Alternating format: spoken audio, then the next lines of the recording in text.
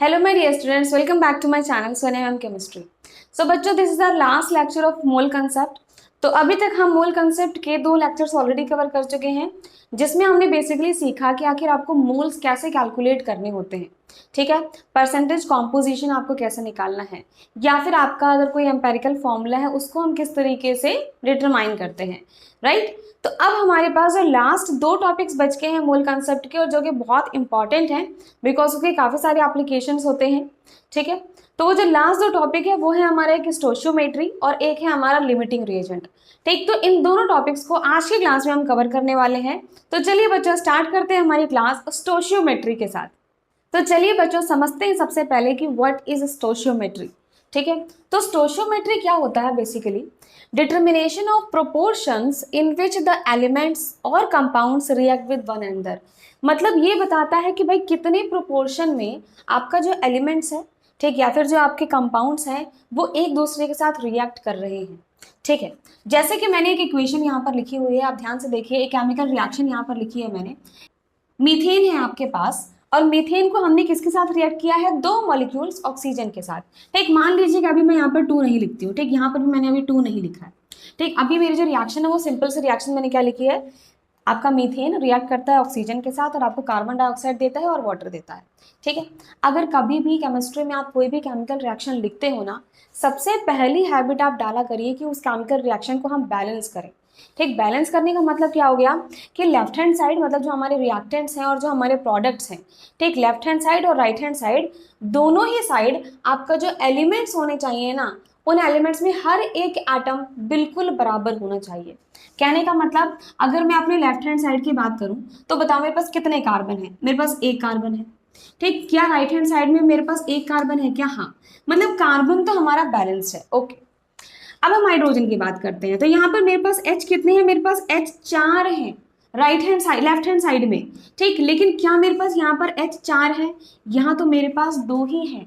इसका मतलब मुझे इनको बैलेंस करने के लिए दोनों को सेम बनाना पड़ेगा, ठीक। तो अगर यहाँ पर 4 है यहाँ पर 2 है तो हम एक काम करते हैं भाई, इसको 2 से कर देते हैं मल्टीप्लाई, ठीक। तो यहाँ पर मैंने 2 लिख दिया, तो इस 2 को लिखने से क्या हो जाएगा कि 2 2 जा 4, मतलब कि हमारा ये H भी कितना हो चुका है 4, ठीक। तो मेरा यहाँ पर 4H ये भी बैलेंस हो गया, ठीक है। अब हम ऑक्सीजन की बात करते हैं, यहाँ पर मेरे पास 2 ही ऑक्सीजन है, ठीक। लेफ्ट हैंड साइड में मेरे पास 2 ही ऑक्सीजन है। हम राइट हैंड साइड बात करें तो मेरे पास ये रहे 2 ऑक्सीजन, ठीक। और यहाँ पर मैंने ऑक्सीजन लिखा है और यहाँ पर 2 लिखा है। इस 2 का मतलब हो गया कि ये ऑक्सीजन भी हमारे 2 ही हैं, ठीक है ना। तो यहाँ पर भी 2 ऑक्सीजन और यहाँ पर भी 2 ऑक्सीजन, मतलब मेरे राइट हैंड साइड में 4 ऑक्सीजन है और यहाँ तो 2 ही हैं। तो अगर मैं यहाँ पर 2 लिख दूँ तो क्या मेरी ये केमिकल रिएक्शन पूरी बैलेंस्ड हो गई है ना। कार्बन यहाँ पर 1 यहाँ पर 1, ठीक। हाइड्रोजन यहाँ पर 4 यहाँ पर भी 4, ऑक्सीजन यहाँ पर 4 यहाँ पर भी ऑक्सीजन 4, ठीक। तो सबसे पहला काम आपको क्या करना है, आपको किसी भी केमिकल रिएक्शन को बैलेंस करना, ठीक। बैलेंस करने के बाद हमने अपना यहाँ पर रिएक्शन जो है वो लिख लिया। जैसे कि हमारा law of conservation of mass कहता है कि मास को हम ना ही क्रिएट कर सकते हैं ना ही डिस्ट्रॉय कर सकते हैं, ठीक है। जो मास स्टार्टिंग ऑफ द रिएक्शन में होगा वही मास आपका एट द एंड भी होना चाहिए, ठीक है। तो यहाँ पर स्टार्टिंग में आपके जो भी मास है वो आपका प्रोडक्ट में भी आपको उतना ही मास मिलना चाहिए, ठीक है। तो मास को ना ही आप क्रिएट कर सकते हो ना ही आप डिस्ट्रॉय कर सकते हो, जो मास है वो मास वैसा ही रहेगा। यही है आपका law of conservation of mass, ठीक है बच्चों।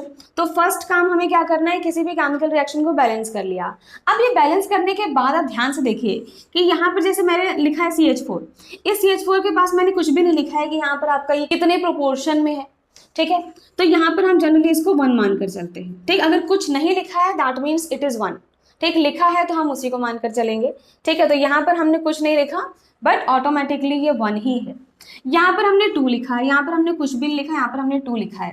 तो ये जो नंबर आ रहे हैं ना, आप यहाँ पे 1 लिख दूं अगर मैं, ठीक, यहाँ पर अगर हम 1 लिख दी तो ये जो नंबर आ रहे हैं ना आपके, ये 1 2 ये 1 ये 2, ये होते हैं आपके स्टोशियोमेट्रिक कोफिशिएंट, ठीक। इन्हीं को हम बोलते हैं क्या, स्टोशियोमेट्रिक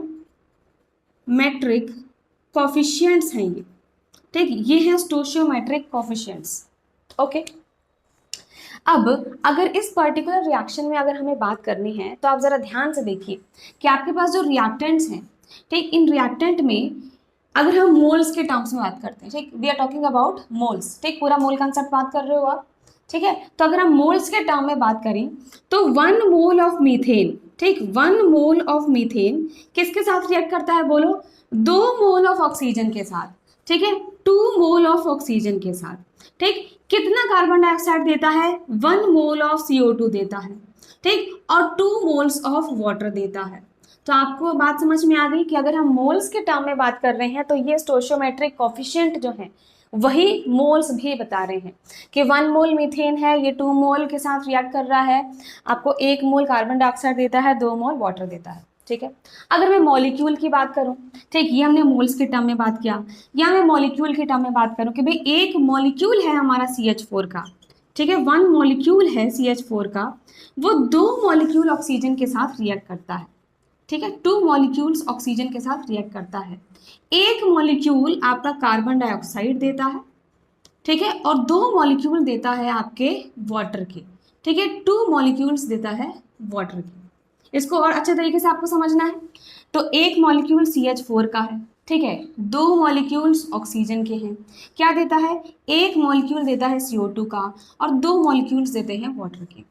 इस तरीके से हमने मतलब मैंने आपको समझाने की कोशिश करी, ठीक है, आप इसको मोल्स के टर्म में भी लिख सकते हो, ठीक है, आप मॉलिक्यूल के टर्म में भी लिख सकते हो, या अगर हम इसके मास की बात करें तो हम मास में भी लिख सकते हैं।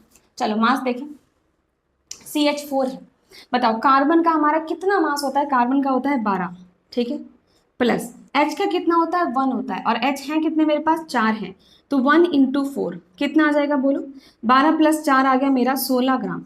तो मतलब 16 ग्राम हमारा मीथेन रिएक्ट कर रहा है किसके साथ बताइए, 2 मॉलिक्यूल ऑफ ऑक्सीजन। तो ऑक्सीजन का बताओ कितना होता है, ऑक्सीजन का होता है मेरा 16, ठीक है, और O2 है मतलब 16 × 2, और ये ऑक्सीजन के 2 मॉलिक्यूल्स हैं, ठीक, तो 2 से हम और मल्टीप्लाई कर देंगे, तो 16 × 4 कितना हो जाएगा हमारा आंसर, 16 4 जा 64, मतलब कि हमारा ऑक्सीजन जो है वो 64 ग्राम रिएक्ट हो रहा है 16 ग्राम्स ऑफ मीथेन के साथ, ठीक है। क्या प्रोडक्ट बना रहा है, लेट्स सी, CO2 है तो आपके पास कार्बन है, कार्बन के लिए आपका मास कितना हो जाएगा 12, ठीक है, प्लस ऑक्सीजन के लिए कितना होता है 16, और ऑक्सीजन मेरे पास 2 मॉलिक्यूल्स है तो 16 × 2 कर दिया, तो ये हो जाएगा 12 + 16 2 जा हो जाएगा मेरा यहाँ पर 32। इनको कैलकुलेट किया तो मेरा आंसर कितना आ जाएगा, ये मेरा आंसर आ जाएगा 44 ग्राम्स, ठीक, तो 44 ग्राम्स CO2 हमें मिल रहा है, ठीक है। अगर हम वाटर की बात करें तो बताओ H के लिए कितना होता है, 1 × 2 है, ठीक है, 1 × 2, ऑक्सीजन कितना होता है 16 होता है, और ये 2 मॉलिक्यूल्स हैं वाटर के, ठीक है, तो हम इसको पूरे को 2 से कर देंगे मल्टीप्लाई, ठीक है, तो 16 और ये हो जाएगा 2, 16 17 18, 18 × 2 हमारा आंसर कितना आ जाएगा बताओ, आ जाएगा हमारा 36 ग्राम्स। तो अगर आप देखो कि हमारे पास रिएक्टेंट में 16 ग्राम मीथेन रिएक्ट करता है 64 ग्राम ऑफ ऑक्सीजन और देता है 44 gram of CO2 and 36 gram of water, ठीक है। तो अगर हम रिएक्टेंट्स में बात करें तो 16 + 64 कितना हुआ, 6 4 10 और 6 7 और 8, मतलब 80 ग्राम मेरा रिएक्टेंट में है मास, ठीक। और हम प्रोडक्ट की बात करें, अगर हम इन दोनों को ऐड करें, ठीक है, तो ये कितना हो जाएगा 44 + 36, ठीक है, ये भी 6 4 10 और 4 5 6 7, ये हो जाएगा आपका 80 ग्राम्स। तो आप देख सकते हो यही है law of conservation of mass, कि आपका जो मास रिएक्टेंट्स में है उतना ही मास आपका प्रोडक्ट्स में होगा, ठीक है। तो ये है तरीका हमारा किसी भी केमिकल रिएक्शन को लिखने का। स्टोइचियोमेट्री आपको समझ में आया, स्टोइचियोमेट्री डिफाइन करता है कि भाई कितने प्रोपोर्शन में, ठीक है, कि यहाँ पर कितने मोल्स या कितने मॉलिक्यूल्स या कितने हम मास की बात कर रहे हैं, ठीक है। तो डिटर्मिनेशन ऑफ प्रोपोर्शन, कि किस प्रोपोर्शन में आपका जो एलिमेंट है या कंपाउंड है वो एक दूसरे के साथ रिएक्ट करता है और आपको प्रोडक्ट बनाकर देता है, ठीक है। तो बेसिकली ये है हमारा स्टोइचियोमेट्री। इतनी बात क्लियर है क्या? अब क्वेश्चन तो ये आएगा कि भाई इस स्टोइचियोमेट्री से आखिर किस टाइप के क्वेश्चंस एग्जाम में पूछे जाते हैं, ठीक। ये कंसेप्ट तो बड़ा ही इजी था, लेकिन किस टाइप के क्वेश्चंस हमसे एग्जाम में पूछे जाएंगे ये भी आपको समझना पड़ेगा, ठीक। तो चलिए कुछ एग्जांपल्स लेते हैं और एग्जांपल की हेल्प से समझते हैं हम कि यहाँ पर इस स्टोइचियोमेट्रिक कॉन्सेप्ट को किस तरीके से हमें अप्लाई करना है हमारे क्वेश्चंस के अंदर। चलिए बच्चों देखते हैं कुछ क्वेश्चंस। तो चलिए बच्चों कुछ क्वेश्चंस करते हैं। सबसे पहला क्वेश्चन हमारे सामने लिखा हुआ है, देखो क्या, calculate the mass of CO2 that can be obtained by heating 25 gram of limestone, also calculate, this is calculate, yes, mass of calcium oxide, ठीक। तो सबसे पहले तो क्वेश्चन को आप ध्यान से पढ़िए, ठीक। क्या कह रहा है क्वेश्चन, हमें मास कैलकुलेट करना है CO2 का, दैट कैन बी ऑब्टेन्ड, जो हमें मिल रहा है। ठीक, तो CO2 हमें मिल रहा है, ध्यान से देखो, CO2 हमें मिल रहा होगा। कैसे मिल रहा होगा? By heating 25 gram of limestone. Limestone क्या होता है? लाइमस्टोन होता है हमारा कैल्शियम कार्बोनेट। ठीक है, तो कैल्शियम कार्बोनेट का आपको वेट दे रखा है, मास दे रखा है 25 ग्राम्स। बोला है कि 25 ग्राम्स कैल्शियम कार्बोनेट को अगर आप हीट करते हो, ठीक है, तो आपको क्या मिलता है? CO2 मिलता है, और उसका मास हमें कैलकुलेट करना है। Also calculate the mass of calcium oxide, और इसी के साथ हमें कैल्शियम ऑक्साइड भी मिलता है। ठीक, तो कैल्शियम ऑक्साइड का भी मास कितना होगा, ये भी हमें कैलकुलेट करना है बेसिकली। ठीक, तो हमने यहाँ पर एक केमिकल रिएक्शन अपनी लिख ली। सबसे पहले चेक करना है कि क्या ये केमिकल रिएक्शन बैलेंस्ड है। फटाफट देखिए, कैल्शियम मेरे पास एक है, कैल्शियम मेरे पास एक है, बहुत बढ़िया। कार्बन मेरे पास एक है, कार्बन मेरे पास एक है। ऑक्सीजन मेरे पास 3 है, यहाँ पर 2 और 1 3, 3 है बराबर। ठीक, तो मेरे पास ये जो केमिकल रिएक्शन है वो बिल्कुल ही बैलेंस्ड है। तो अगर मैं इसके स्टोइचियोमेट्रिक कोएफिशिएंट की बात करूँ तो ये 1 है, ये भी 1 है, ये भी 1 ही। ठीक है, आपसे क्या बोला है यहाँ पर, गिवन क्या दे रखा है? आपको दे रखा है कि इसका जो वेट है, वो इसका जो मास है वो है 25 ग्राम्स। ठीक, क्या हम मास से इनके मास कैलकुलेट कर सकते हैं? भाई हम पूरे मोल कंसेप्ट में मोल से तो निकाल रहे हैं। ठीक है, तो हमें वही काम करना है कि हमें यहाँ पर भी मोल्स कैलकुलेट करना है। तो क्या आप इसका मोल कैलकुलेट कर पाओगे? बोलो, इसका आप क्या मोल कैलकुलेट कर सकते हो? बताओ, नंबर ऑफ मोल्स अगर हम इसके कैलकुलेट करने की कोशिश करें तो मोल्स कैलकुलेट करने का फॉर्मूला क्या होता है? गिवन मास अपॉन में ग्राम मॉलिक्यूलर मास। तो गिवन मास कितना है मेरा? 25 ग्राम्स अपॉन में ग्राम मॉलिक्यूलर मास, मतलब इस पूरे कैल्शियम कार्बोनेट का मास कितना होने वाला है? हमारा 100। ठीक है, तो यहाँ से हमने कैलकुलेट कर लिया कि जो नंबर ऑफ मोल्स आया है वो मेरा 25/4, मतलब कि 1/4 मेरा मोल्स आया है CaCO3 का। तो 1/4 मोल्स ऑफ CaCO3 हमें कितना कैल्शियम ऑक्साइड देंगे, कितना CO2 देंगे? ध्यान से देखो। ठीक, हमने लिया है 1/4 मोल्स ऑफ CaCO3। ठीक, यहाँ पर भी 1 है, यहाँ पर भी 1 है, यहाँ पर भी 1 है। ठीक, स्टोइचियोमेट्रिक कोएफिशिएंट हमारा सेम। ठीक है, प्रोपोर्शंस हमें पता है। तो अगर ये 1/4 मोल CaCO3 हीट करके हमें 1/4 मोल कैल्शियम ऑक्साइड देगा। ठीक है, और 1/4 ही मोल कार्बन डाइऑक्साइड भी देने वाला है। ठीक, तो हमने मोल्स यहाँ पर कैलकुलेट कर लिए। अब मुझे पूछा क्या है? Calculate the mass of CO2। तो इस CO2 का मुझे मास पता करना है। ठीक, तो वही मोल्स का फॉर्मूला हम अप्लाई करेंगे कि mole is equal to given mass upon में मोलर मास। तो मोल मुझे पता है 1/4, ठीक है, इक्वल टू गिवन मास क्या है मुझे नहीं पता भाई, मास ही तो मुझे कैलकुलेट करना है, यही तो आपको कैलकुलेट करना था। ठीक है, इसका मोलर मास कितना हो जाएगा बताओ? कार्बन का होता है हमारा 12, ठीक, ऑक्सीजन का होता है हमारा 16 इंटू 2 कर दोगे आप। ठीक, फटाफट इसको सॉल्व करो, मेरा आंसर कितना आता है? मास इज इक्वल टू आ जाएगा मेरा 12 प्लस 16 इंटू 2 कितना हो जाता है? 16 16 32। ठीक है, 32 और 12 कितना हो जाएगा? तो मास मेरा हो जाएगा यहाँ पर 44/4। ठीक है, मतलब कि मास आ जाएगा मेरा 11 ग्राम्स। तो CO2 का जो मास है वो कितना है? 11 ग्राम ऑफ CO2 है। ठीक, इसके बाद आपसे पूछा है कि calculate mass of calcium oxide also. इसका भी मुझे मास कैलकुलेट करना है, वही formula, moles is equal to given mass upon molar mass. Mole मुझे पता है, गिवन मास मुझे नहीं पता, कैलकुलेट करना है। मोलर मास कितना हो जाएगा? कैल्शियम का होता है 40, ऑक्सीजन का होता है 16, तो 40 और 16 हो जाएगा 56। ठीक, तो ये आ गया 56। ठीक, यहाँ से अगर हम मास कैलकुलेट करने की कोशिश करें, ठीक है, तो कितना आ जाएगा? 56/4। ठीक है, ये आ जाएगा आपका 14। इसका मतलब कि 14 ग्राम ऑफ कैल्शियम ऑक्साइड है आपका यहाँ पर मास। ठीक है, तो बहुत इजीली हमने यहाँ पर कैलकुलेट कर लिया। देखो, वही मोल्स का जो फॉर्मूला है वही अप्लाई करना है, बस यहाँ पर हम केमिकल रिएक्शन में अप्लाई कर रहे हैं और कोई डिफरेंस है नहीं। बहुत बेसिक सा सवाल था, कि आपको इतना समझ में आ गया? आ गया तो फटाफट ट्राई करते हैं हमारा सेकंड क्वेश्चन। देखिए बच्चों, सेकंड क्वेश्चन क्या है हमारा? Calculate volume of CO2। पहले तो ध्यान से क्वेश्चन को पढ़िए। आपसे यहाँ पर वॉल्यूम पूछा है CO2 गैस का। ठीक है, वॉल्यूम पूछा है, इसका मतलब हमें वहां पर फॉर्मूला लगाना पड़ेगा 22.4 वाला, है ना, गैसेस वाला। ठीक है, मोलर वॉल्यूम वाला। Okay, produced at STP by combustion of 32 gram of methane. क्या कह रहा है? कि हम मीथेन का कंबशन कर रहे हैं। ठीक है, कंबशन मतलब कि आप ऑक्सीजन की प्रेजेंस में उसको हीट कर रहे हो। ठीक है, तो यहाँ पर आपको क्या देगा? CO2 देगा और वाटर देगा। ठीक, एक बार रिएक्शन को हम बैलेंस करते हैं।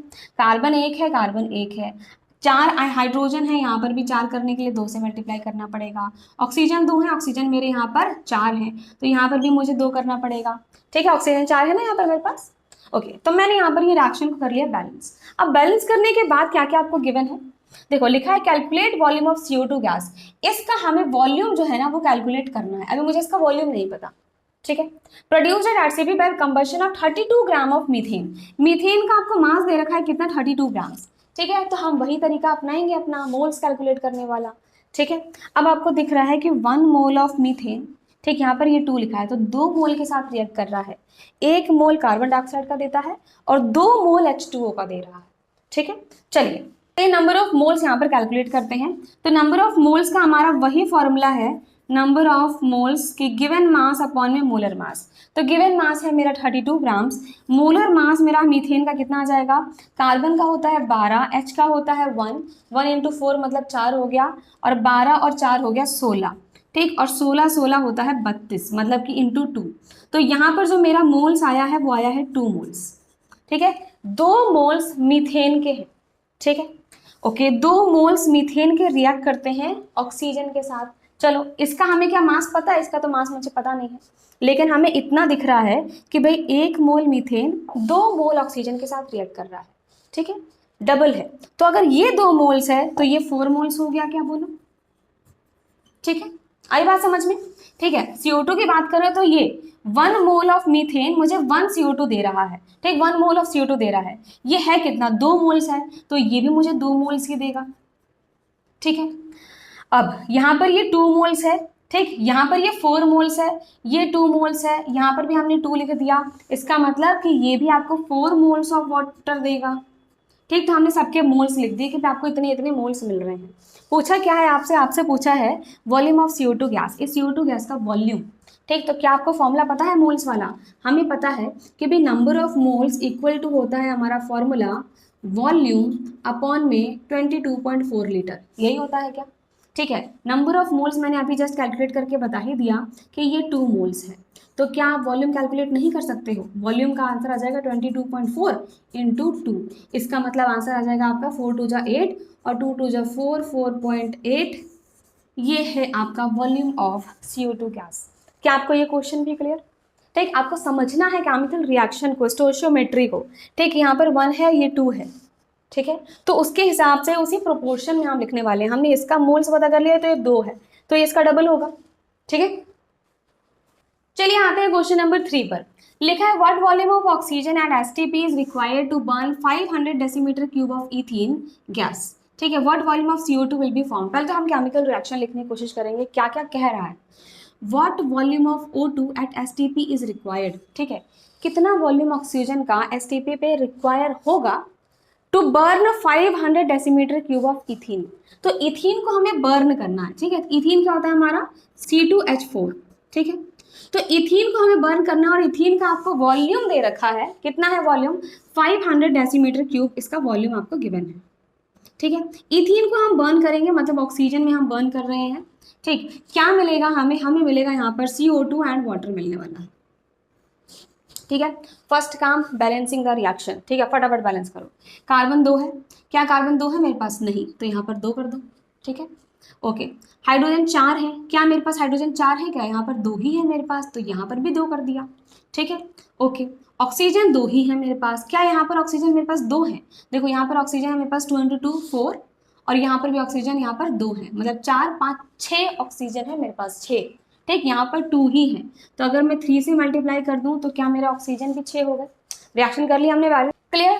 अब 500 डेसीमीटर क्यूब लिखा है, मैंने आपको कहा था कि 1 litre equal to decimetre cube ही होता है, तो ये 500 डेसीमीटर क्यूब लिखो या 500 लीटर लिखो, कोई फर्क नहीं पड़ रहा है, ठीक है, सेम ही, ठीक। ओके, अब आपको क्या क्या चीज़ें गिवन है, क्या क्या आपको यहाँ पर पूछा है, let's see. What volume of oxygen, तो इसका हमें वॉल्यूम कैलकुलेट करना है, ठीक है। At STP is required to burn इतने वॉल्यूम ऑफ इथीन गैस, इसका वॉल्यूम हमें दे रखा है। What volume of CO2 will be formed, हमें इसका भी वॉल्यूम कैलकुलेट करना है, ठीक है। आगे बात समझ में, हमें क्या क्या गिवन है, क्या क्या पूछा। चलिए अब देखो बच्चों, इस क्वेश्चन में अगर हम जैसे अभी तक कर रहे थे वैसे भी आप कर सकते हो, थोड़ा सा कॉम्प्लिकेटेड होगा, मतलब कॉम्प्लिकेटेड क्या, कैलकुलेशंस होंगे, ठीक है, कि वही काम कर सकते हो आप सिंपल, कि आपको 500 लीटर दे रखा है, ठीक है, आपको पता है नंबर ऑफ मोल्स कैसे कैलकुलेट करते हो आप, कि number of moles is equal to given volume upon में आपका मोलर वॉल्यूम आपको पता है 2.4, तो यहाँ से आप नंबर ऑफ मोल्स कैलकुलेट कर लोगे। ठीक है, तो जितने मोल्स यहाँ पर आएंगे आपके, उसके हिसाब से आपको पता चल जाएगा कि भाई ऑक्सीजन के कितने मोल्स होंगे।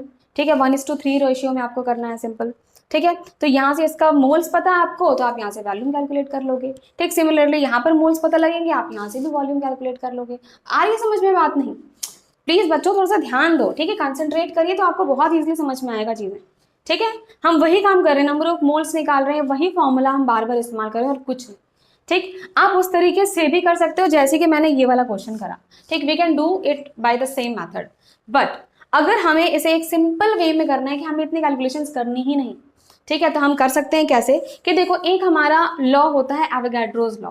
वो क्या कहता है कि भाई जिस तरीके से हम अपना मोल्स का रेशियो लिखते हैं ना, कि 1 मोल ऑफ यहाँ पर इथेन रिएक्ट करता है 3 मोल ऑक्सीजन के साथ, और आपको 2 मोल CO2 के दे रहा है, 2 मोल वाटर के साथ दे रहा है। ठीक है, तो मतलब जो हम मोल्स का रेशियो लिखते हैं वही रेशियो सेम वॉल्यूम का भी होगा। ठीक, ये है आपका एवोगाड्रोस लॉ। ठीक है, तो अगर ये 500 लीटर है, आप ध्यान दो, यहाँ पर जो स्टोइचियोमेट्रिक कोएफिशिएंट है मेरा वो 1 है। ठीक है, यहाँ पर क्या है 3 है, तो वॉल्यूम के टर्म्स में भी आपको सिंपली क्या करना है कि अगर ये 500 लीटर है, हम यहाँ पर इसको 3 से मल्टीप्लाई कर देंगे, सिंपल। तो इसका वॉल्यूम आ जाएगा मेरा 500 × 3, मतलब कि 1500 लीटर। बड़ी आसानी से देखो हमने यहाँ पर अपना कैलकुलेशन कर लिया। आपको पूछा था कि वॉल्यूम ऑफ O2 गैस कितना होगा, वॉल्यूम ऑफ O2 गैस मेरा कितना आ चुका है 1500 लीटर, सिंपल। ये डेसीमीटर क्यूब में पूछा है तो 1500 डेसीमीटर क्यूब। ठीक है, अगर हम CO2 की बात करें तो हमें ये 2 मोल दे रहा है CO2 के। ठीक है, तो यहाँ पर ये अगर 500 लीटर हमारा 1 मोल था, तो ये 2 मोल्स है, इसका मतलब कि यहाँ पर हम वॉल्यूम को भी 2 से कर देंगे मल्टीप्लाई, तो सिंपल मेरा यहाँ पर आ जाएगा 1000 लीटर। ठीक, तो यहाँ पर जो वॉल्यूम ऑफ CO2 पूछा था वो हो जाएगा आपका 1000 लीटर या फिर decimetre cube is the correct answer. ठीक, तो आप डायरेक्टली वॉल्यूम के टर्म्स में लिख दो, सबसे बेटर है, मतलब बहुत इजी तरीके से हम कर पा रहे हैं, शॉर्टकट है। ठीक है, अगर आपको कैलकुलेशन करनी है तो भी कर सकते हो, पर थोड़ा सा लेंथी हो जाएगा। ठीक है, थोड़ी सी कैलकुलेशंस करनी पड़ेंगी आपको। ठीक है, तो बेटर यही है कि हम भाई जितने इजीली हम क्वेश्चन को सॉल्व कर सकें, उतना आसानी से, उतने कम टाइम में आप उसको सॉल्व कर पाओ। ठीक बच्चों, चलिए आते हैं हमारे क्वेश्चन नंबर 4 पर।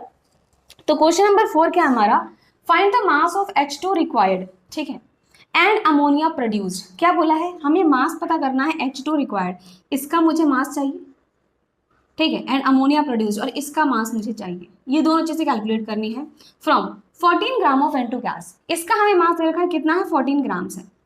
ठीक है, चलो चेक करें क्या ये रिएक्शन बैलेंस है। हमारे पास N2 है, यहाँ पर भी 2 नाइट्रोजन है, यहाँ पर मेरे पास 3 तो 5 आपको, सॉरी 3 2 जा 6, 6 हाइड्रोजन है, यहाँ पर भी मेरे पास 3 2 जा 6, 3 हाइड्रोजन है, सॉरी 6 हाइड्रोजन है। बहुत बढ़िया बैलेंस रिएक्शन है। ओके, अब 1 मोल है N2 का, रिएक्ट करता है 3 मोल ऑफ H2 के साथ, और 2 मोल अमोनिया के दे रहा है। ठीक है, हमें यहाँ पर मास दे रखा है ये। अगर मैं मोल्स कैलकुलेट करूं तो फॉर्मूला होता है गिवन मास अपॉन में मोलर मास। तो मोलर मास N2 का बोलो क्या हो जाएगा, N2 नाइट्रोजन का, एक सिंगल नाइट्रोजन एटम का होता है 14, तो N2 का क्या हो जाएगा 14 × 2। ठीक है, तो ये कितना आ जाएगा हमारा, यहाँ पर आ जाएगा 28। ठीक, इसका आंसर हमारा आ जाएगा N हो जाएगा हमारा 1/2, मतलब कि 0.5। ठीक है, तो हमारा नाइट्रोजन का 0.5 मोल्स है। ओके, ये था 1। अब 3H2 है, 3 मॉलिक्यूल्स H2 की हम यहाँ पर रिएक्ट करवा रहे हैं। तो अगर यहाँ पर मोल्स 0.5 थे तो H2 के लिए हम क्या करेंगे, 0.5 × 3 हो जाएगा, क्या बोलो 0.53 कर देंगे हम। ठीक, ये क्या आंसर आ जाएगा आपका, हो जाएगा मेरा 1.5 मोल। ठीक है, तो 1.5 मोल्स है, मुझे कैलकुलेट करना है इसका मास। ठीक है, तो 1.5 मोल है, तो बताओ 1.5 मोल गिवन मास मुझे नहीं पता भाई, मास कितना मुझे कैलकुलेट करना है, अपॉन में मोलर मास। मोलर मास कितना हो जाएगा हमारा, हाइड्रोजन है, हाइड्रोजन का 1 होता है। ठीक है, और यहाँ पर मेरे पास H2 है, मतलब कि 2, और तो मास हमारा कितना आंसर आ जाएगा 2 × 1.5, मतलब कि 3। ठीक है, तो मास ऑफ H2 आ गया है मेरा 3 ग्राम्स। ठीक है, मास ऑफ H2 कितना है 3 ग्राम्स। क्लियर इतनी बात? ओके बच्चों, अब आपसे पूछा है कि मास अमोनिया का कितना है, ये भी हमें पता करना है। ठीक है, तो पहले तो हम मोल्स देख लेते हैं। अगर यहाँ पर 1 मोल रिएक्ट करता है 3 मोल के साथ, ठीक, तो हमें यहाँ पर ये 2 मोल्स दे रहा है। ओके, यहाँ पर नंबर ऑफ मोल्स नाइट्रोजन के 0.5 है।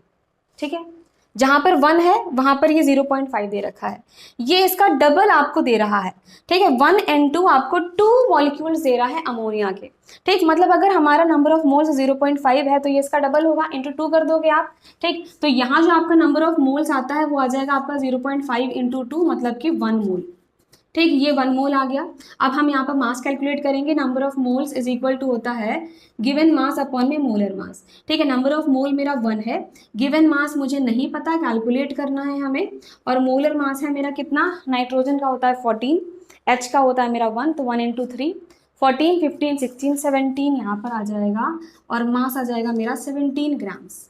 ठीक है, तो मास ऑफ अमोनिया कितना है, 17 ग्राम्स मेरा आंसर। ठीक है, इस तरीके से हम बेसिकली कैसे भी टाइप का क्वेश्चन जो है वो सॉल्व कर सकते हैं बहुत इजीली।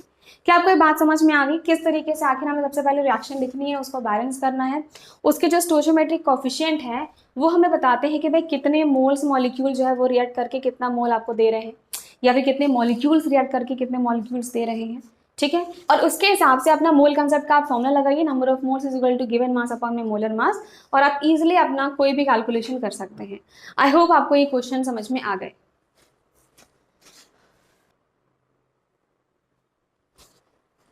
तो इसी के साथ हमारे ये स्टोइचियोमेट्रिक वाला जो पार्ट है वो अपना कंप्लीट होता है। अब हम अपने लास्ट टॉपिक पर चलते हैं जो कि है लिमिटिंग रिएजेंट। ठीक है, इसको इरेज करती हूँ मैं और समझते हैं अब लिमिटिंग रिएजेंट क्या चीज़ है और किस टाइप के क्वेश्चन आपसे पूछे जाते हैं एग्जाम में। तो चलिए बच्चों, लिमिटिंग रिएजेंट समझते हैं। अब लिमिटिंग रिएजेंट को समझने के लिए हम एक बहुत जनरल सा एग्जाम्पल लेते हैं। ठीक है, मान लीजिए कि आपको बर्गर खाना है, ठीक है, और बर्गर बनाना है आपको, तो बर्गर बनाने के लिए आपको क्या क्या चीज़ें चाहिए होती हैं बताइए।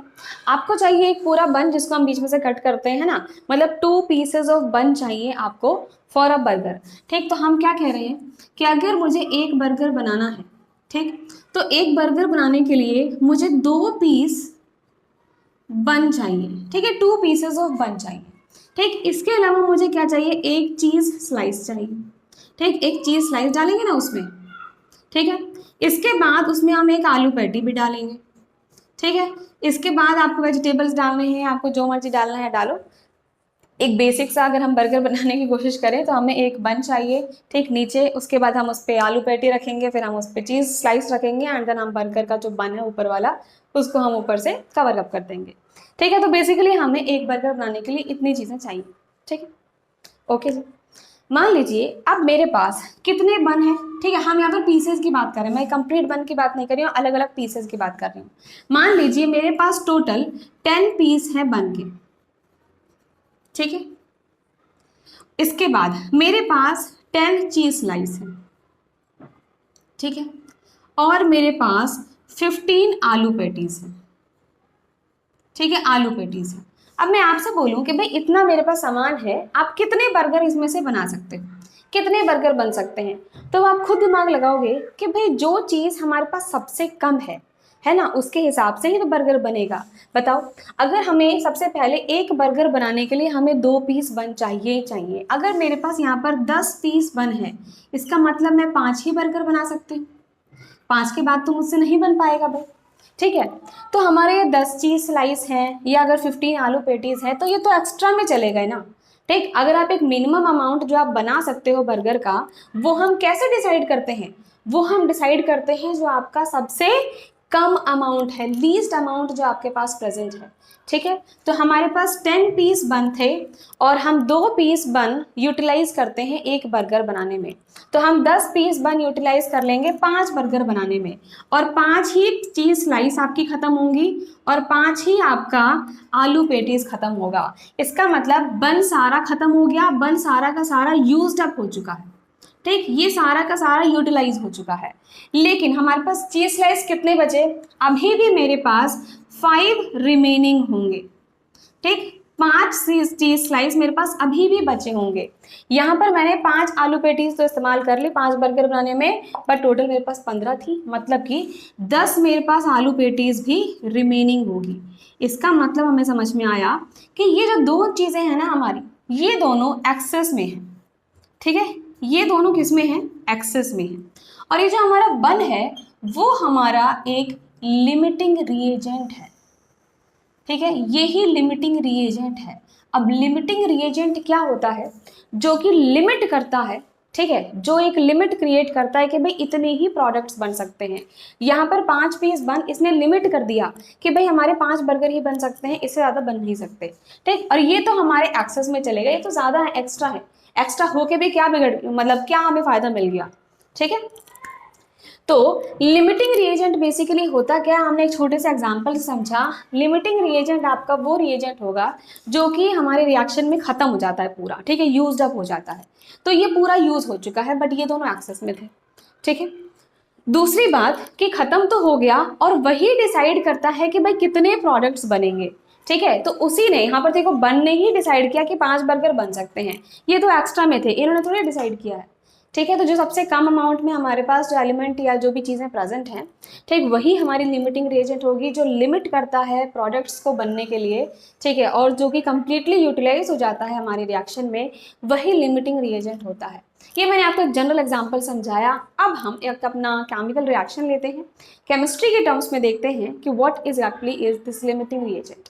ठीक है, तो देखिए बच्चों, लिमिटिंग रिएजेंट क्या है?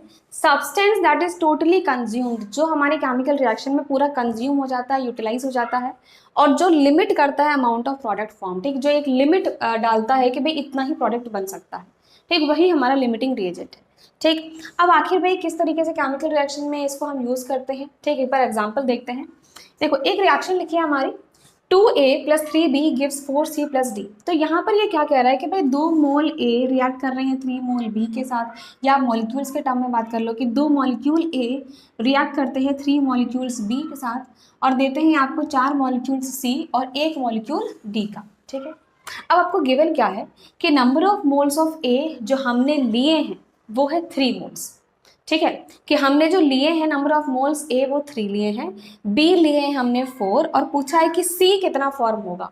ठीक है, तो पहले तो हम केमिकल रिएक्शन के हिसाब से देखेंगे कि भाई 2 मोल्स ऑफ ए जो है, ठीक है, 2 मोल्स ऑफ ए, ठीक है, रिएक्ट करता है किसके साथ बोलो? 3 मोल्स ऑफ बी के साथ। ठीक है, 2 मोल्स ऑफ ए रिएक्ट कर रहा है 3 मोल्स ऑफ बी के साथ। ठीक, तो 1 मोल ऑफ ए कितना रिएक्ट करेगा बताओ? 1 मोल ऑफ ए कितने के साथ रिएक्ट करेगा? 3/2 मोल्स ऑफ बी। आई बात समझ में? अगर 2 मोल्स रिएक्ट करता है 3 मोल्स ऑफ बी के साथ, तो 1 मोल कितने के साथ रिएक्ट करेगा? 3/2 मोल्स ऑफ बी। ठीक, और आपको दे क्या रखा है कि number of moles a taken जो है वो 3 मोल्स हैं। तो अगर हम यहाँ पर 3 मोल्स ऑफ ए हम लेकर चलते हैं, ठीक, तो ये हो जाएगा हमारा 3/2 × 3 मोल्स ऑफ बी। तो इतने मोल्स होंगे बी के। 3 3 जा होता है हमारा 9। ठीक है, तो 9/2 मतलब यहाँ पर आ जाएगा मेरा कि 9/2 मोल्स ऑफ बी मेरे पास होने वाले। ठीक है, 9/2 कितना हो जाएगा बोलो? 9/2 हो जाएगा मेरा 4.5 moles of B. 4.5 moles of B. तो इसके अकॉर्डिंग हमने क्या पता लगाया? देखो, केमिकल रिएक्शन के अकॉर्डिंग हमने कहा कि 2 मोल्स ऑफ ए रिएक्ट करता है 3 मोल्स के साथ, ठीक है, बी के साथ। तो 1 मोल कितने के साथ रिएक्ट करेगा? 3/2 मोल्स ऑफ बी। ठीक, आपको गिवन क्या है कि भाई मोल्स ऑफ ए जो टेकन है वो 3 है। ठीक है, तो अगर हम यहाँ पर 1 मोल के लिए निकाल रहे हैं तो हम 3 मोल्स के लिए निकाल लेंगे। कितना हो जाएगा? 3/2 × 3। ये आ गया मेरा 4.5 मोल्स ऑफ बी। मतलब कि हम नंबर ऑफ मोल्स अगर ए लेके चलते हैं ए के, तो बी के मेरे पास कितने मोल होने चाहिए? 4 होने चाहिए। ठीक, ये हमें कह रहा है कि 4 होने चाहिए, बट यहाँ तो बोला है कि 4.5 मोल्स ऑफ बी होना चाहिए। आई बात समझ में? ये 3 है, ये 3 है, यहाँ पर ये 4 कह रहा है, यहाँ पर कह रहा है कि भाई 4.5 होना चाहिए। ठीक है, 4 में काम नहीं चलेगा। इसका मतलब इन दोनों में से हमारा लिमिटिंग रिएजेंट क्या है? कौन लिमिट कर रहा है हमारी रिएक्शन को? बताओ, ये जो number of moles of be taken जो हमने 4 लिए हैं, ये लिमिट कर रहा है, ये लिमिट कर रहा है हमारे रिएक्शन को। इसका मतलब क्या है कि जो हमारा ये बी है ना, ये कंप्लीटली कंज्यूम हो जाएगा। ठीक, और इसके अकॉर्डिंग ही हम प्रोडक्ट बना पाएंगे। ठीक है, तो ये हमारा एक कम अमाउंट में है ना, ये 4 है, होना कितना चाहिए था? 4.5, बट 4.5 नहीं है। ठीक है, 4 ही मेरे पास गिवन है। ठीक, यहाँ पर जो हमने लिया है वो 4 ही लिया है। इसका मतलब this is acting as limiting reagent. यहाँ पर ये आपका एक लिमिटिंग रिएजेंट है। तो इस तरीके से आप किसी भी रिएक्शन में आप अपना पता कर सकते हो कि भाई कौन सा लिमिटिंग रिएजेंट होगा। कैसे पता करोगे? आपको बस ये देखना है कि दोनों या जितने भी रिएक्टेंट्स हैं वो सारे रिएक्टेंट्स कौन सा कम अमाउंट में है। ठीक है, कौन सा कम अमाउंट में आपका रिएजेंट प्रेजेंट है वही आपका लिमिटिंग रिएजेंट होगा। ठीक, वही कंज्यूम हो रहा है पूरी रिएक्शन में और वही हमारे लिमिट करता है प्रोडक्ट्स को। आई होप आपको इतनी बात क्लियर हो गई क्या। अब देखो बच्चों, हो सकता है कि आपको इस टाइप से क्वेश्चंस आ तो गए होंगे, बट हो सकता है कभी कभी आप गलतियां कर दो। तो एक बहुत शॉर्टकट सा तरीका है, एक मतलब हम कह सकते हैं एक शॉर्टकट ट्रिक है जिससे आप बहुत ईजिली पता लगा सकते हो कि आपका लिमिटिंग रिएजेंट कौन सा होगा। ठीक है, क्या है शॉर्टकट तरीका, आपको पता क्या करना है, आपको पता करना है कि नंबर ऑफ मोल्स, जैसे ये ए है ये बी है, ठीक है, तो number of moles A upon में स्टोशियोमेट्रिक कोएफिशिएंट ये पता करना है। ठीक है, तो लेट्स सी हम दोनों के लिए कैलकुलेट करते हैं। ए के लिए हम कैलकुलेट करेंगे number of moles of A upon में इसका स्टोशियोमेट्रिक कोएफिशिएंट क्या है। हम इसके लिए कैलकुलेट करेंगे number of moles of B upon में स्टोशियोमेट्रिक कोएफिशिएंट यहाँ पर इसका क्या है। ठीक है ना, तो इस पर्टिकुलर केस में हम देखें नंबर ऑफ मोल्स ऑफ ए बताओ कितने हैं, आपको दे रखा है कि 3 मोल्स लिए गए हैं। ठीक है, तो ये हो जाएगा 3। स्टोशियोमेट्रिक कोएफिशिएंट क्या होता है, जो यहाँ पर नंबर है, दिस इज स्टोशियोमेट्रिक कोएफिशिएंट 3/2, मतलब कि ये आया मेरा 1.5। ठीक है, नंबर ऑफ मोल्स बी की बात करें तो बताओ नंबर ऑफ मोल्स बी कितने लिए हमने, 4 लिए हैं, 4। ठीक है, स्टोशियोमेट्रिक कोएफिशिएंट क्या है मेरा 3 है, तो 4/3 मतलब कि आ जाएगा आपका 1.33 करके आता है। ठीक, तो यहाँ पर मेरी ये वैल्यू आ रही है। आपको सिंपली ये कैलकुलेट करना है कि नंबर ऑफ मोल्स किसी एक आपका एटम का, ठीक है, एक एलिमेंट का डिवाइड बाय उसका स्टोशियोमेट्रिक कोएफिशिएंट क्या है, जिसकी वैल्यू कम आई वही हमारा लिमिटिंग रिएजेंट है। तो एक शॉर्टकट ट्रिक है जिससे हम इजीली अपना लिमिटिंग रिएजेंट है वो पता कर सकते हैं। ठीक है, so this is a short trick, number of molecules A या फिर बी डिवाइडेड बाय उसके स्टोशियोमेट्रिक कोएफिशिएंट आपका क्या गिवन है। क्लियर इतनी बात है। ठीक है, अब आपने जैसे ही पहचान लिया कि भाई आपका क्या लिमिटिंग रिएजेंट है, इसका मतलब यही रिएजेंट रिस्पॉन्सिबल होगा आपके प्रोडक्ट फॉर्मेशन के लिए। ठीक है, तो हम क्या कह रहे हैं भाई कि हमारा जो बी है वो एक लिमिटिंग रिएजेंट है और ये जो मेरा ए है ये मेरा एक्सेस में है। ठीक है, तो अब यही डिसाइड करेगा कि हमारा सी कितना बन रहा है या डी कितना बन रहा है। आपसे पूछा है number of moles of C formed, हम सी की बात कर रहे हैं। ठीक है, तो हमें इस केमिकल रिएक्शन के थ्रू क्या दिख रहा है कि 3 मोल्स ऑफ बी, देखो हमें क्या दिख रहा है, 3 मोल्स ऑफ बी कितना सी बना रहा है, 4 मोल्स ऑफ सी बना रहा है। ठीक है, 3 moles of B 4 moles of C बना रहा है। तो 1 मोल ऑफ बी कितना बनाएगा बताओ, अगर बी का 1 मोल है तो वो बनाएगा 4/3 मोल्स ऑफ सी। ठीक है, और यहाँ पर क्वेश्चन में बी का मोल लिया कितना है, बी का मोल लिया है 4, तो यहाँ पर अब हम 4 लिख देंगे, 4 मोल ऑफ बी। ठीक है, तो केमिकल रिएक्शन से हमने शुरू करना है कि भाई 3 mole of B 4 molecule C दे रहा है, मोल सी दे रहा है। ठीक है, तो 1 कितना देगा। ठीक, अब क्वेश्चन में क्या है कि 4 मोल है, तो हमने उसके अकॉर्डिंग इसको 4 से कर देंगे मल्टीप्लाई, तो 4/3 इंटू 4 मोल्स ऑफ सी मिलेंगे। कितना मोल्स ऑफ सी मिल जाएगा, 4 4 जा आपका होता है 4 4 जा 16 और 16/3, तो 16/3 मोल ऑफ सी जो है वो मेरा फॉर्म हो रहा है। इस तरीके से आप कोई भी क्वेश्चन जो है वो सॉल्व कर सकते हो। आई क्या आपको बात समझ में, फिर से एक बार जल्दी से रिपीट करती हूँ। सबसे पहले किसी भी केमिकल रिएक्शन में आपको क्या करना है, अपना लिमिटिंग रिएजेंट पता करना है। कैसे पता करोगे आप, ठीक है, आप सिंपली शॉर्टकट तरीका देखो, उतना आपको तमाशा करने की जरूरत ही नहीं है। ठीक, सिंपल तरीका क्या हमारा कि नंबर ऑफ मोल्स ऑफ ए, ठीक, डिवाइड बाय उसका स्टोशियोमेट्रिक कोएफिशिएंट। ठीक, नंबर ऑफ मोल्स ए का भी गिवन है, बी का भी गिवन है, स्टोशियोमेट्रिक कोएफिशिएंट आपको इस रिएक्शन में मिल जाएगा। आपने ये कैलकुलेट किया, जिसकी वैल्यू कम आई वो लिमिटिंग रिएजेंट है। ठीक, जो लिमिटिंग रिएजेंट मिला मतलब वही रिस्पॉन्सिबल होगा प्रोडक्ट के फॉर्मेशन के लिए। तो ये क्या आता है कि 3 मोल बी 4 मोल सी दे रहा है। ठीक है, 3 मोल बी 4 मोल सी दे रहा है, तो 1 मोल कितना देगा, 4/3। ठीक, क्वेश्चन में क्या लिखा है कि नंबर ऑफ मोल्स कितने हैं, कितने 4 हैं, तो यहाँ पर हमने 4 मोल लिखा, इंटू 4 कर दिया, आगे हमारा आंसर कि भाई 16/3 मोल्स ऑफ सी बन रहा है। ओके जी, चलिए और क्वेश्चंस करते हैं ताकि आपको ये कंसेप्ट और अच्छे से क्लियर हो जाए। ठीक है, देखिए बच्चों अगला क्वेश्चन देखते हैं क्या लिखा है। कंसीडर द फॉलोइंग इक्वेशन, क्या दे रखी है हमें इक्वेशन, मैग्नीशियम है solid, half O2 gases form में रिएक्ट करता है और देता है आपको मैग्नीशियम ऑक्साइड सॉलिड में। ठीक है, क्या लिखा है कि अगर 2.4 ग्राम ऑफ मैग्नीशियम, इस मैग्नीशियम का आपको मास दे रखा है कितना 2.4 gram, is made to react with 3.2 gram of oxygen, इसका आपको वेट कितना दे रखा है, मास दे रखा है 3.2 grams. Calculate mass of MgA form, तो हमें इसका जो है मास कैलकुलेट करना है। ठीक, दिस इज द क्वेश्चन। ठीक, जब भी एक केमिकल रिएक्शन आपको दे रखी है सबसे पहले हम क्या करेंगे, अभी तक हम क्या करते आए हैं, नंबर ऑफ मोल्स कैलकुलेट करेंगे। भाई ऐसे थोड़ी मास कैलकुलेट हो जाएगा, नंबर ऑफ मोल्स कैलकुलेट करेंगे। बताओ यहाँ पर नंबर ऑफ मोल्स कैलकुलेट करने का फॉर्मूला हमारा क्या था, गिवन मास अपॉन में मोलर मास। मैग्नीशियम का मोलर मास कितना होता है 24 होता है। ठीक है। तो यहाँ पर हमने इसको कैलकुलेट किया और मेरा जो नंबर ऑफ मोल्स आया है वो आया है 24 कट चुका है और ये आ जाएगा 0.1। तो number of moles of magnesium आ चुके हैं हमारे 0.1। ठीक, इसके अकॉर्डिंग अगर हम देखें नंबर ऑफ मोल्स कितने आ जाएंगे, गिवन मास अपॉन में मोलर मास। ऑक्सीजन का मोलर मास कितना होता है 16 और यहाँ पर 2 है, मतलब 16 16 32 32। ठीक, तो यहाँ पर भी अगर आप देखोगे तो 0.1 ही आपका नंबर ऑफ मोल्स जो है वो आ रहा है। ठीक है, तो कह रहा है कि 0.1 मोल्स मैग्नीशियम के रिएक्ट कर रहे हैं 0.1 मोल्स ऑफ ऑक्सीजन के साथ। ठीक है, अगर इतने मोल्स रिएक्ट कर रहे हैं, ठीक, तो अभी हमें पहले ये पता लगाना पड़ेगा कि क्या यहाँ पर कोई हमारे पास लिमिटिंग रिएजेंट है क्या। ठीक, अभी मैंने आपको लिमिटिंग रिएजेंट का तरीका बताया कि नंबर ऑफ मोल्स, ठीक, डिवाइड बाय उसका स्टोइचियोमेट्रिक कोएफिशिएंट। यहाँ पर कोएफिशिएंट क्या है 1 है। ठीक है, यहाँ पर आपका नंबर ऑफ मोल्स कितना है 0.1 और स्टोइचियोमेट्रिक कोएफिशिएंट क्या है 1/2। ठीक, तो यहाँ पर इंटू 2 आ जाएगा क्या। ठीक, ये हो जाएगा हमारा 0.2। ठीक है, यहाँ पर आ जाएगा हमारा 0.1। मैंने कहा था कि जो इसकी वैल्यू कम होती है वही मेरा लिमिटिंग रिएजेंट है। तो ये लिमिटिंग रिएजेंट है और ये मेरा एक्सेस में है। ठीक, इसका मतलब यही डिसाइड करेगा कि हमारा प्रोडक्ट कितना बनने वाला है। ठीक है, तो हम इसके अकॉर्डिंग देखेंगे कि भाई 1 मैग्नीशियम मतलब कि 1 मोल ऑफ मैग्नीशियम कितना देगा हमें, प्रोडक्ट कितना देगा हमें, 1 मोल ही दे रहा है मैग्नीशियम ऑक्साइड का।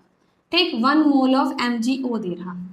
ठीक है, ये हमें दिख रहा है हमारी केमिकल रिएक्शन के अकॉर्डिंग 1 मोल Mg दे रहा है आपको, 1 मोल MgO।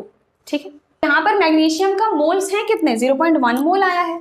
ठीक है, तो ये 0.1 मोल होगा, तो 0.1 मोल ऑफ मैग्नीशियम, ठीक, कितना देगा 1 इंटू 2.1 मोल ऑफ MgO मिलेगा आपको।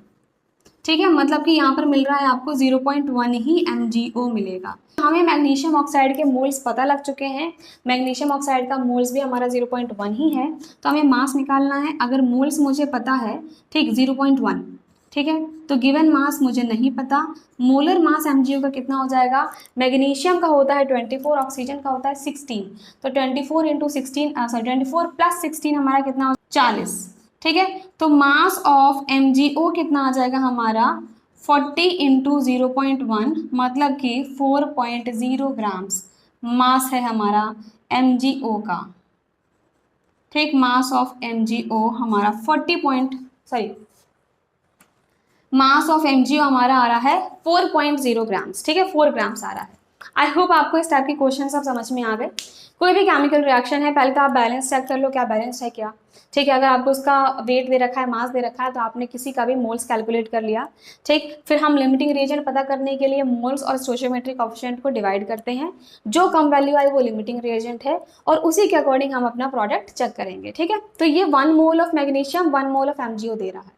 ठीक है, तो यहाँ पर हमने कैलकुलेट किया कि भाई मैग्नीशियम का है कितना मोल, है तो 0.1, तो अगर ये 0.1 है तो ये भी 0.1 ही होगा। ठीक है, अगर ये 0.1 है तो इसके अकॉर्डिंग हम अपना इजीली मास कैलकुलेट कर सकते हैं। आंसर आ चुका है हमारा 4 ग्राम्स। वही फॉर्मूला है हमारा number of moles is equal to given mass upon में मोलर मास। उसी फॉर्मूले से सारी कहानी कर रहे हो आप।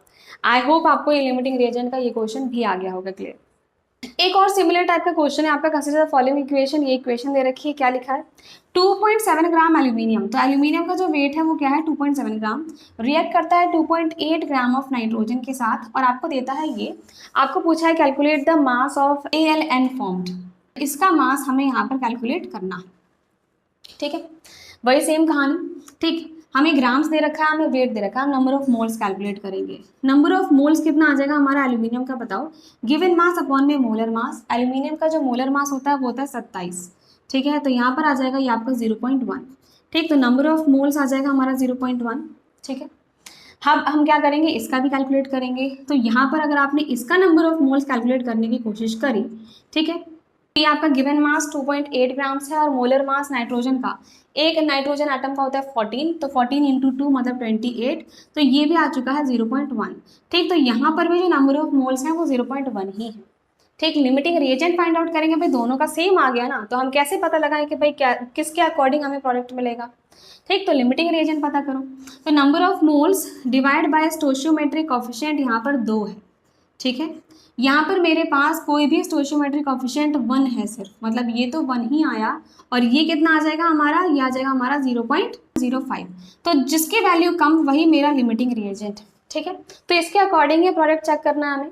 तो इसके अकॉर्डिंग क्या कह रहे हैं कि 2 मोल्स ऑफ एल्यूमिनियम, ध्यान से देखो, 2 मोल्स ऑफ एल्यूमिनियम आपको क्या दे रहा है, ठीक, 2 मोल्स ऑफ एल्यूमिनियम क्या दे रहा है आपको, 2 मोल्स ऑफ प्रोडक्ट दे रहा है, ठीक है, 2 मोल्स ऑफ प्रोडक्ट दे रहा है, ठीक। अगर 2 मोल्स ये दे रहा है तो मतलब अगर हम 1 मोल के लिए कैलकुलेट करें तो 1 मोल ऑफ एल्यूमिनियम जो है वो कितना प्रोडक्ट देगा हमें, मोल ऑफ एल्यूमिनियम क्या देगा, 1 मोल ही देगा हमारा प्रोडक्ट का, ठीक है।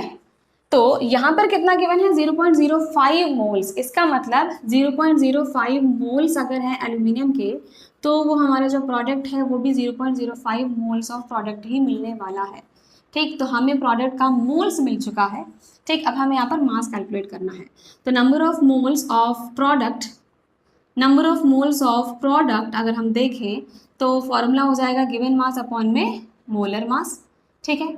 क्या नंबर ऑफ मोल्स पता है, हाँ पता है 0.05 है, मास पता है नहीं, कैलकुलेट करना है। क्या मोलर मास पता है आपको, बताओ, एल्यूमिनियम का कितना होता है 27 और नाइट्रोजन का कितना होता है 14, इन दोनों का आप कैलकुलेट करो कितना आ रहा है 41, ठीक है। तो मास हमारा कितना हो जाएगा, मास ऑफ प्रोडक्ट कितना आ जाएगा हमारा 41 इंटू 0.05 ग्राम्स, इसका आंसर आ चुका है 2.05 ग्राम्स, ठीक है। तो इस तरीके से आप कैसा भी क्वेश्चन हो आप इजीली कैलकुलेट कर सकते हो। आई होप अब आपको ये बात बिल्कुल क्लियर हो, ठीक है। इसी के साथ बच्चों हमारा मूल कंसेप्ट चैप्टर होता है कंप्लीट, ठीक है। अब नेक्स्ट चैप्टर कौन सा शुरू करते हैं फिजिकल केमिस्ट्री में, फटाफट आप मुझे कमेंट बॉक्स में बताइए, उसके अकॉर्डिंग ही अपना नेक्स्ट चैप्टर शुरू करेंगे। ओके बच्चों, तो अगर अभी तक आपने चैनल सब्सक्राइब नहीं किया है please do subscribe the channel और वीडियो को लाइक भी कर दीजिए प्लीज। ओके बच्चों, thank you so much, bye bye.